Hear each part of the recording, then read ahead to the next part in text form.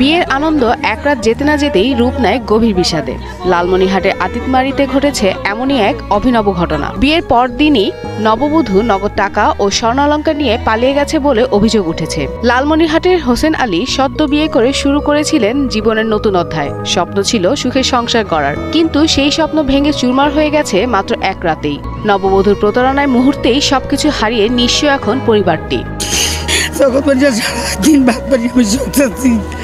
কোনো বেড়ায় বউ আমি খাইবি করে গাছ পা দিতেছে ঘট করে। আমি জানিনি বাবা। খাবার দাবার শেষ করি, রাতে ওরা দুজনে ঘুমাই, আমরা যার যার ঘরে ঘুমাইলাম।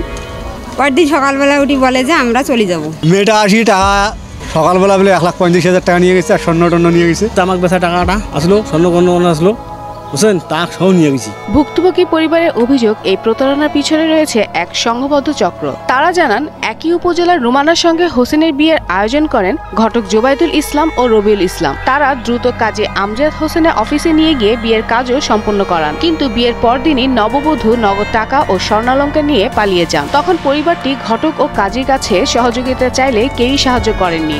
এমনকি কাবিননামা চাইলে সেটাও না দিয়ে উল্টো ভয়ভীতি দেখান বলে অভিযোগ করেন ভুক্তভোগীরা। আমাকে বলে আমার তো থাকা যাবে না, আমি যে বাসায় থাকি এই বাসায় পানি পড়তেছে, ঘর উষ্টি বেরোচ্ছে, জিনিস যেন নষ্ট বানছে।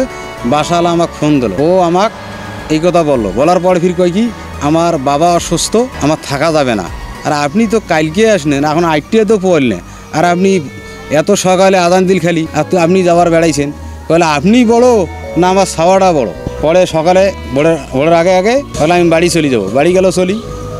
এখন যাওয়ার পরে নামড়ি যা আমাকে কয় আমি তোমার সাথে যাব। কে, আমি তোমাকে বিয়ে করি, আমি তোমার সাথে যাব না।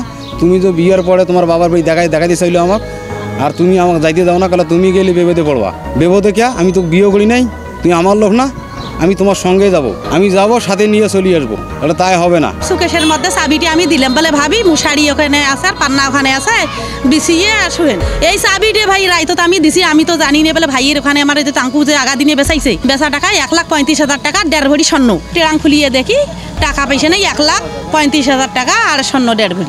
চাকরি আছে, চাকরি বাড়ি করে, চাকরি করে মানে বা আমার বিয়ে দেয় না, আমি বিয়ে বসবো। আমার বমনে বিয়ে দেয় না, বিয়ে বসবো। ঠিক বিয়ে বসবেন? হ্যাঁ আমি বিয়ে বসবো, আমি বিয়ে বসতে আমাকে এখন বিয়ে দেবো। তোমার গার্জিয়ান আছে না, গার্জিয়ান আমার শুনলে আমাকে বিয়ে দেবে না।